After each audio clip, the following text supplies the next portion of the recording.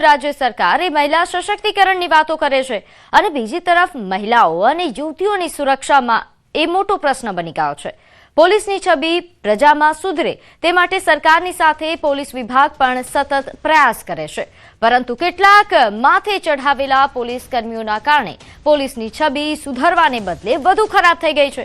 અમદાવાદમાં ફરી એક વખત ટ્રાફિક પોલીસ વિવાદમાં આવી છે। ટ્રાફિક પોલીસ હેડ કોન્સ્ટેબલે યુવતીને લાફો ઝીકી તેની સાથે બોલાચાલી કરી હતી, જે અંગેનો વિડીયો પણ વાયરલ થયો છે। યુવતીનું કહેવું છે કે જ્યારે તે અંજલિ 4 રસ્તા તરફથી વાસણા બાજુ જઈ રહી હતી ત્યારે ટ્રાફિક પોલીસે તેને અટકાવી અને તેની પાસે લાયસન્સની માંગણી કરી। જોકે યુવતીએ તેનું વ્હીકલ સાઈડમાં કરીને લાયસન્સ બતાવવા માટે કહ્યું હતું। બાદમાં યુવતીએ પોલીસ પાસે આઈ કાર્ડ માંગતા પોલીસ કર્મીએ તેને આઈ કાર્ડ બતાવ્યું, પરંતુ પરત આપતી વખતે આઈ કાર્ડ નીચે પડી જતા પોલીસ કર્મચારી ઉશ્કેરાઈ ગયો અને યુવતીને જ નીચે પડેલ આઈ કાર્ડ લઈને હાથમાં આપવા માટે કહ્યું હતું। આ દરમિયાન બંને વચ્ચે ઉગ્ર બોલાચાલી થતા પોલીસ કર્મચારીએ યુવતીને લાફો ઝીકી દીધો। સમગ્ર ઘટનાની જાણ થતા પોલીસને કરતા જ પાલડી પોલીસે ઘટના સ્થળે પહોંચી અને મામલો પોલીસ સ્ટેશન પહોંચ્યો। જોકે યુવતીનો આક્ષેપ છે કે કલાકો સુધી તેને બેસાડી રાખ્યા બાદ પણ પોલીસે તેની ફરિયાદ ન લીધી અને ટ્રાફિક પોલીસના મારથી તેને દાંત અને કાનમાં ઈજા પહોંચી છે। તો અમદાવાદ પોલીસ ફરી વિવાદમાં આવી છે। યુવતી સાથે પોલીસનું આ અભદ્ર વર્તન, પોલીસ હેડ કોન્સ્ટેબલે યુવતીને લાફો માર્યો। પાલડી ભટ્ટા પાસેનો આ વિડીયો છે જે વાયરલ થઈ રહ્યો છે, જેને લઈને ઘણા સવાલો ઉઠી રહ્યા છે। શું આ પોલીસ મહિલાની સુરક્ષા કરશે જે મહિલાને જ લાફો મારી રહી છે? આ સૌથી મોટો સવાલ છે। આઈડી માંગ્યું તો પોલીસ કર્મીને આટલો ગુસ્સો કેમ આવ્યો? એ પણ મોટો સવાલ છે। શું એનો અધિકાર નથી કે આઈડી માંગી શકે? શું આ રીતે પ્રજામાં પોલીસની છબી સુધારશે પોલીસ? તો સશક્તિકરણની વાતો વચ્ચે એક યુવતી સાથે આ પ્રકારનું વર્તન એ કેટલું યોગ્ય છે? મહિલાની સુરક્ષા માટે ડ્રાઈવ યોજે છે અને બીજી તરફ ખાખી પર ડાઘ લગાડતા દ્રશ્યો સામે આવી રહ્યા છે, ત્યારે આ પોલીસ કર્મી પર કાર્યવાહી ન થાય તો પોલીસ પરથી લોકોનો ભરોસો રહેશે કે નહીં તે પણ મોટો સવાલ છે। ત્યારે હાલ આ બનાવ અંગે વધુ અપડેટ સાથે વધુ વિગત સાથે મારી સાથે સંવાદદાતા ઋત્વિજ લાઈવ જોડાઈ ગયા છે। ઋત્વિજ, જે પોલીસ મહિલા સુરક્ષાની આટલી મોટી વાતો કરી રહી છે એ જ પોલીસ મહિલાને માર મારી રહી છે, આ તો કેવા પ્રકારની વ્યવસ્થા છે અહીં?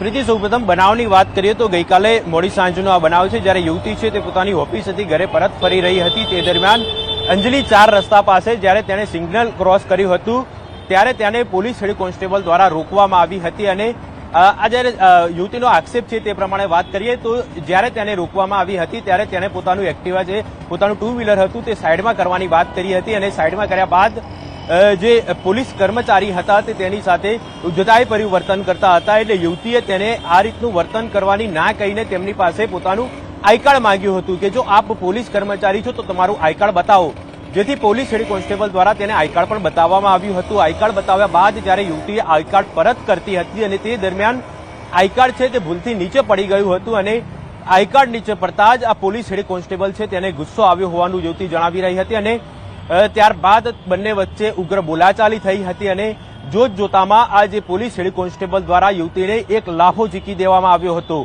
આ સમગ્ર ઘટના છે તે વિડીયોની અંદર પણ કેદ થઈ હતી અને આ વિડીયો છે તે પણ વાયરલ થયો હતો અને ત્યારબાદ બંને વચ્ચે ઉગ્ર બોલાચાલી પણ થઈ હતી, જે વિડીયોની અંદર પણ સ્પષ્ટપણે જોઈ શકાય છે। પોલીસ હેડ કોન્સ્ટેબલ પણ ઉગ્ર થયેલા જોવાનું મળી રહ્યું છે।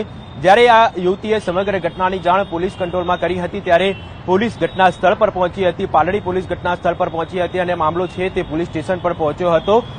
યુવતીનો આક્ષેપ છે કે તેને અનેક કલાકો સુધી બેસાડી રાખ્યા બાદ પણ તેની ફરિયાદ લીધી ન હતી। અંતે તેણે અરજી આપી છે અને અરજીની અંદર પણ તેણે સ્પષ્ટ રીતે આખા જે બનાવ છે તે બનાવનો ઉલ્લેખ કર્યો છે।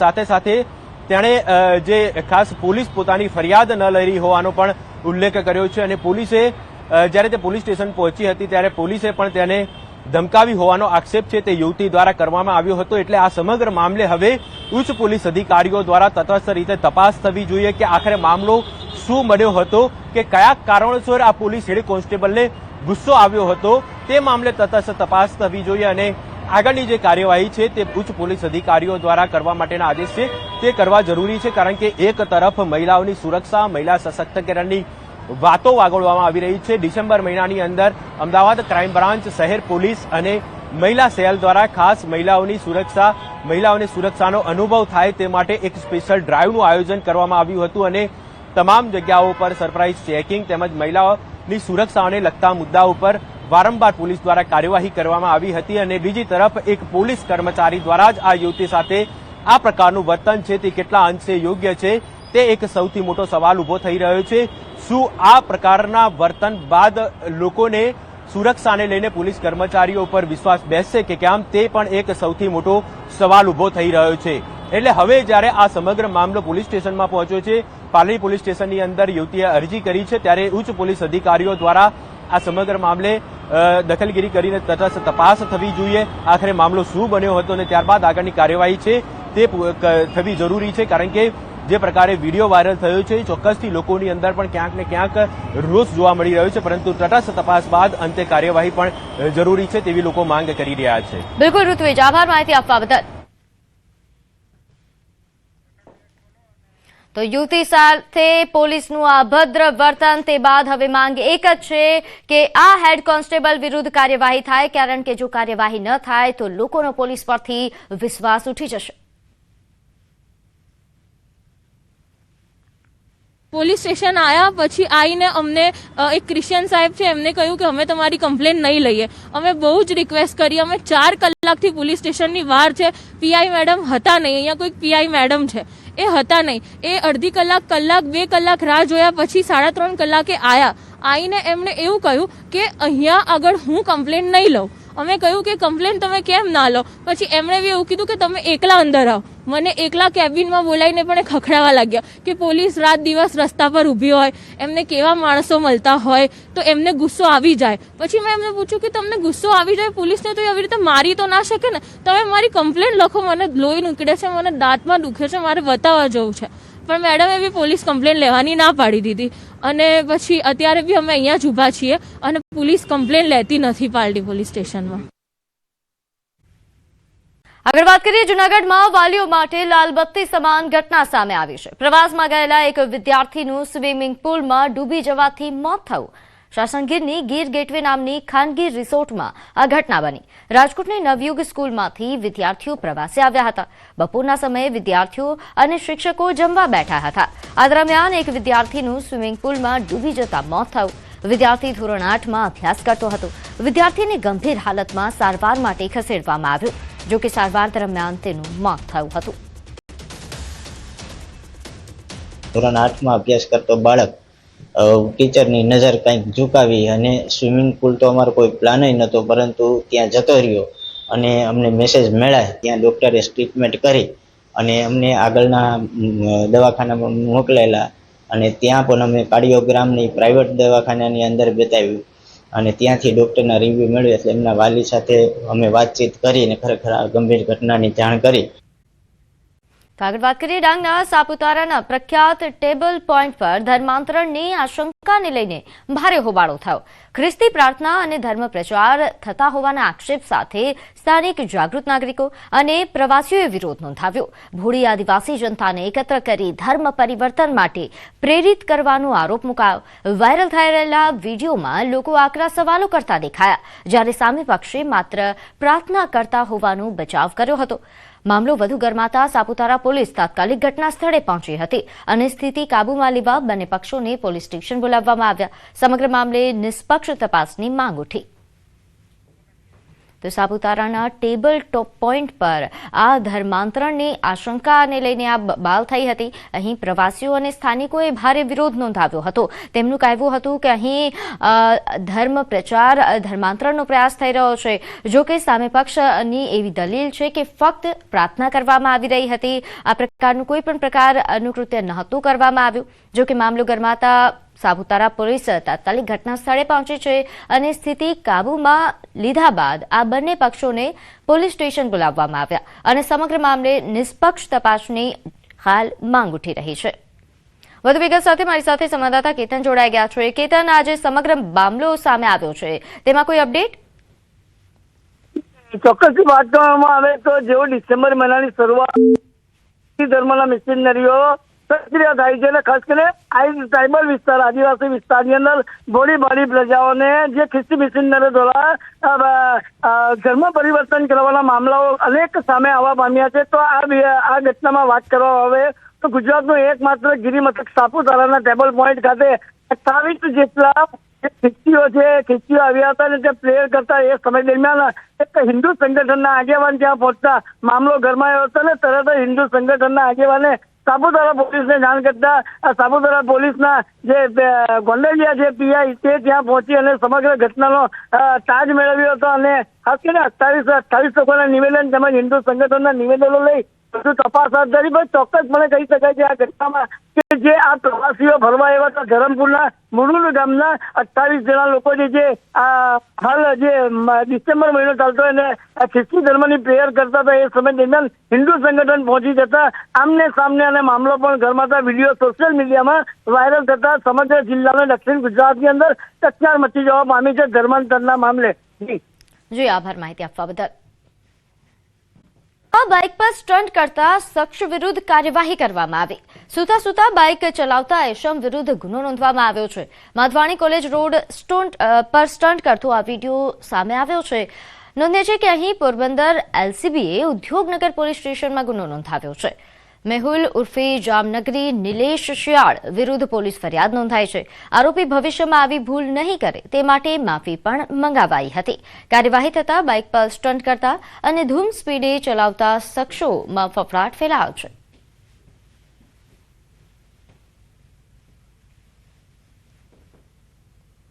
મારું નામ મેહુલ નિલેશ શિયાળ છે. મેં ગાડી ઉપર ઉતા સ્ટન્ટ કરતો હતો હાઈવે રોડ ઉપર અને એ વિડીયો મેં સોશિયલ મીડિયા ઉપર અપલોડ કર્યો હતો ફેમસ થવા માટે. એના માટે હું સોરી માગું છું કે આજ તક સેવા વિડીયો કોઈ બનાવીશ નહીં. તો હવે પોલીસ પાઠ ભણાવ્યો છે આ યુવકને અને આ યુવકે માફી પણ માંગી છે.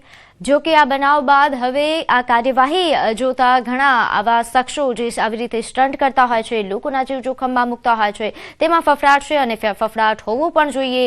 કારણ કે આ પ્રકારનું કૃત્ય કરીને આવા સ્ટન્ટબાજોએ પોતાનો જીવ તો જોખમમાં મૂકતા હોય છે અને જીવોને પણ જોખમમાં મૂકે છે. તો અરવલ્લીમાં 31 પહેલા બુટલેગરો સક્રિય થયા. શામળાજી અણસોલ ચેકપોસ્ટ પરથી 91 લાખનો વિદેશી દારૂ ઝડપાયો છે. શામળાજી પોલીસે વિદેશી દારૂ સાથે હરિયાણાના 2 આરોપીની ધરપકડ કરી. પોલીસે દારૂના જથ્થા સાથે 1 લાખથી વધુનો મુદ્દામાલ કબજે કર્યો. અરવલ્લી પોલીસે નશાખોરને ઝડપવા માટે કડક કાર્યવાહી હાથ ધરી. તો અરવલ્લી પોલીસે 1 લાખથી વધુનો મુદ્દામાલ જપ્ત કર્યો છે. નોંધે છે કે અહીં જે દારૂનો જથ્થો ઝડપાયો છે જેની અંદાજિત કિંમત 91 લાખ હોવાની માહિતી મળી રહી છે. શામળાજી અણસોલ ચેકપોસ્ટ પરથી આ વિદેશી દારૂનો જથ્થો ઝડપાયો છે. નોંધે છે કે 31 નજીક આવી રહી છે એટલે રાજ્યમાં દારૂ ઘુસાડવા માટે અલગ અલગ કિમિયાઓ આ બુટલેગરો અપનાવતા હોય છે. તેવા આ 2 બુટલેગર્સ કે જેમની પોલીસે હાલ ધરપકડ કરી છે. આ બંને હરિયાણાના હોવાની માહિતી પ્રાપ્ત થઈ રહી છે. પોલીસે દારૂના જથ્થા સાથે 1 લાખથી વધુનો મુદ્દામાલ પણ કબજે કર્યો. વધુ વિગત સાથે મારી સાથે સંવાદદાતા હાર્દિક જોડાઈ ગયા છે. હાર્દિક, આ બુટલેગરો જે 31 આવતા જ સક્રિય થયા છે તેની સામે પોલીસ પણ સક્રિય દેખાઈ રહી છે. ચોક્કસથી પ્રીતિ, જે પ્રકારે 31 પહેલા જ શામળાજી પોલીસે લગભગ 51 લાખ રૂપિયાનો વિદેશી દારૂ ઝડપી પડ્યો છે. એક ટ્રકમાં દારૂ આવતી હોવાની માહિતી પ્રમાણે પોલીસે તલાશી લેતા તેમાંથી 51 લાખનો દારૂ પકડાયો હતો. સાથે સાથે હરિયાણા 2 ઇસમો પણ ઝડપી પાડવામાં આવ્યા છે. ખાસ કરીને શામળાજી જે બોર્ડર છે રાજસ્થાન જોડતી ત્યાં 31 પહેલા દારૂ આવવાનો સિલસિલો જોવા મળતો હોય છે. કારણ કે ગુજરાતમાં દારૂ લાવવા માટે બુટલેગરો મરણીય પ્રયાસ કરતા હોય છે. આ સંજોગોમાં પોલીસે સક્રિય કામગીરી સાથે 1 કરોડથી વધુનો મુદ્દામાલ ઝડપી પાડ્યો છે અને 2 આરોપીઓને ઝડપી પાડી અને કડક કાર્યવાહી હાથ ધરી છે. જી જી આભાર માહિતી આપવા બદલ. છેલ્લા ઘણા દિવસથી પોલીસ દ્વારા તલસ્પર્શી તપાસ શરૂ કરી બેંક એકાઉન્ટમાં અધિકૃત નાણાંના વ્યવહારો થતા હોવાની ખરાઈ કરી મોટી કાર્યવાહી કરવામાં આવી. ત્યારે જામનગરમાં ઓપરેશન મ્યુલ હન્ટ અંતર્ગત મોટી કાર્યવાહી કરવામાં આવી. બેંક ખાતા ભાડે આપી 2 કરોડથી વધુ સાયબર ફ્રોડના ગુનામાં 24 લોકોની ધરપકડ કરવામાં આવી છે.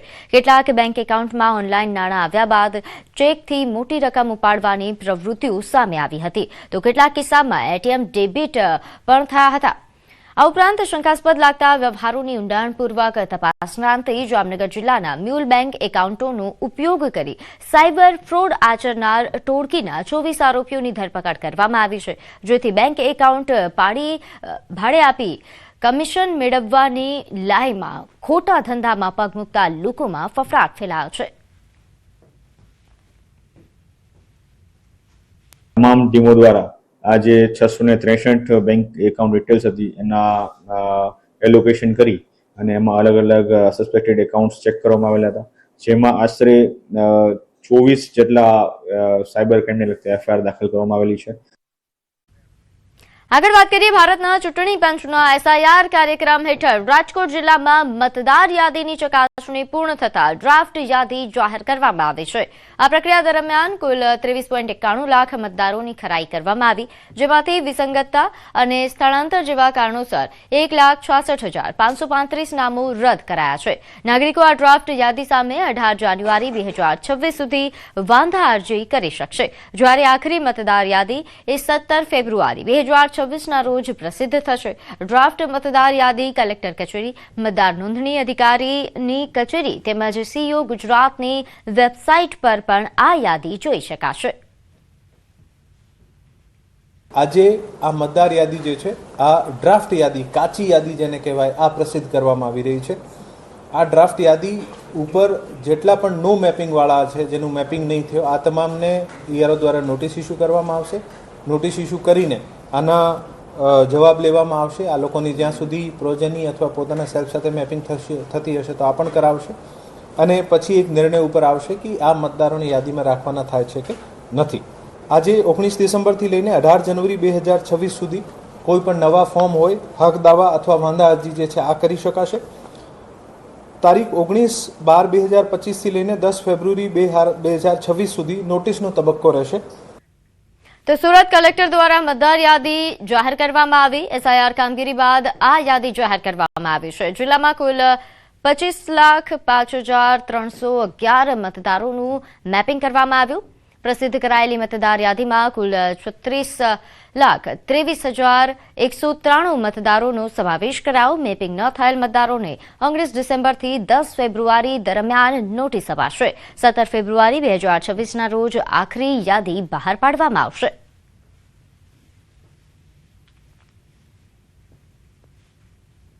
इसमें कुल 36,23,193 मतदार जो है उनका समावेश किया गया है, जिसमें से 25,05,311 मतदारों का मैपिंग हो चुका है और 11,17,882 मतदाता ऐसे हैं कि जिनका मैपिंग नहीं हुआ है.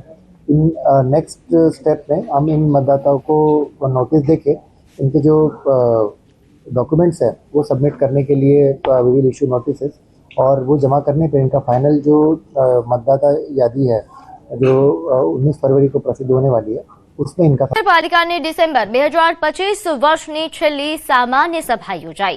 કોંગ્રેસના નેતા શહેજાદ પઠાણે સ્પોર્ટ્સ કોમ્પ્લેક્સને લઈને મુદ્દો ઉઠાવ્યો. કહ્યું કે બોડકદેવ વોર્ડમાં સ્પોર્ટ્સ કોમ્પ્લેક્સમાં ટેનિસ કોર્ટની હાલત ખરાબ છે. સ્પોર્ટ્સ કોમ્પ્લેક્સમાં પક્ષીઓને ચણ નાખવામાં આવે છે. તો આ મુદ્દે AMC standing committee chairman Devang દાણીએ વિપક્ષના સવાલ પર વિકાસ થતા હોવાનો પ્રત્યુત્તર આપ્યો. સામાન્ય સભામાં સ્પોર્ટ્સ કોમ્પ્લેક્સ અને તળાવના ડિમોલેશન અંગે આક્ષેપ પ્રત્યાક્ષેપ થયા. क्या अहमदाबाद शहर में ऐसे कई स्केटिंग रिंग हो, स्पोर्ट्स फैसिलिटी के टेनिस कोर्ट हो कि जो जर्जरित हालत में पड़े हुए हैं, जिसको भारतीय जनता पार्टी और अहमदाबाद म्युनिसिपल कॉर्पोरेशन ठीक करने का नाम नहीं लेता. सिर्फ कॉमनवेल्थ गेम्स ही करना बड़ी बात नहीं है, लेकिन अहमदाबाद शहर की जनता को स्पोर्ट्स फैसिलिटी देना वो सबसे बड़ा प्राथमिकता अहमदाबाद म्युनिसिपल कॉर्पोरेशन की होनी चाहिए. મહાનગરપાલિકા સંચાલિત 50 કરતાં વધારે સ્નાનાગરો અને 60 કરતાં વધારે જીમ, અને આપણે વાત કરીએ કે વસ્ત્રાલનું સ્પોર્ટ્સ કોમ્પ્લેક્સ હાલમાં તૈયાર થઈ ગયું છે, બીયું પણ અપાઈ ગયું છે. જે રીતે પશ્ચિમની અંદર નારણપુરા સ્પોર્ટ્સ કોમ્પ્લેક્સ, વીર સાવરકર સ્પોર્ટ્સ કોમ્પ્લેક્સ આવેલું છે, એવી રીતે પૂર્વમાં પણ વિશાળ ફૂટબોલ ગ્રાઉન્ડ સાથે ત્યાંનું વસ્ત્રાલની અંદર સ્પોર્ટ્સ કોમ્પ્લેક્સ તૈયાર થઈ ગયું છે.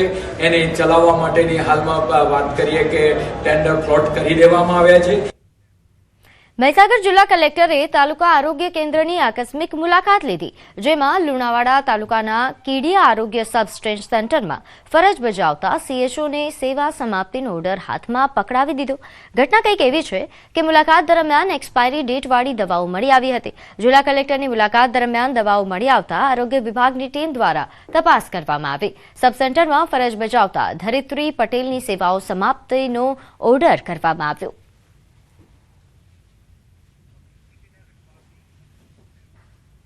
તો વલસાડમાં યુવાનોને નશાના રવાડેથી દૂર રાખવા પોલીસ દ્વારા કડક કાર્યવાહી હાથ ધરવામાં આવી. પ્રતિબંધિત રોલિંગ પેપર અને ગોગો સ્મોકિંગ રોલના વેચાણ સામે વલસાડ જિલ્લા પોલીસે વિશેષ અભિયાન શરૂ કર્યું. ઔદ્યોગિક નગરી વાપીમાં સ્પેશિયલ ક્રાઇમ બ્રાન્ચ અને એસઓજીની ટીમો દ્વારા વિવિધ પાનના ગલ્લાઓ તેમજ અન્ય દુકાનોમાં અચાનક રેડ કરવામાં આવી હતી, જ્યાંથી આ નશેડીઓ જે પેપરનો ઉપયોગ કરે છે તેવા ગોગો પેપર મળી આવ્યા હતા. બીજી તરફ વાપીના ડુંગરા વિસ્તારમાં આવેલી એક કરિયાણાની દુકાનના ગોડાઉનમાંથી મોટી માત્રામાં પ્રતિબંધિત ગોગો પેપર ઝડપવામાં આવ્યું. આશરે 3 લાખના મુદ્દામાલ સાથે એક આરોપીની ધરપકડ કરવામાં આવી. આમ પોલીસની આ ખાસ ડ્રાઈવ દરમિયાન વલસાડ જિલ્લામાં કુલ 30 FIR નોંધવામાં આવી છે, જ્યારે પ્રતિબંધિત ચીજ વસ્તુ વેચતા કુલ 35 લોકોની ધરપકડ કરવામાં આવી છે. પોલીસ દ્વારા અંદાજે 5 લાખ રૂપિયાનો મુદ્દામાલ પણ જપ્ત કરવામાં આવ્યો. અત્યાર સુધીમાં 30થી વધારે FIR રજીસ્ટર કરવામાં આવેલી છે, 35થી વધુ ગુનેગારોની ધરપકડ કરવામાં આવેલી છે અને 5 લાખ રૂપિયાથી વધારે કિંમતનો મુદ્દામાલ વલસાડ પોલીસ દ્વારા પકડવામાં આવેલ છે. હજુ પણ આ પ્રકારની ચીજ વસ્તુઓ સામાન્ય રીતે ચાની લારી, પાનના ગલ્લા અને નાની કરિયાણાની દુકાનોમાં સરળતાથી મળી રહે છે અને યુવાનો ત્યાંથી સરળતાથી મેળવી અને નશાકારક પદાર્થોનું સેવન કરવા માટે ઉપયોગ કરે છે. આ તમામ જગ્યાએ વલસાડ પોલીસ દ્વારા તપાસ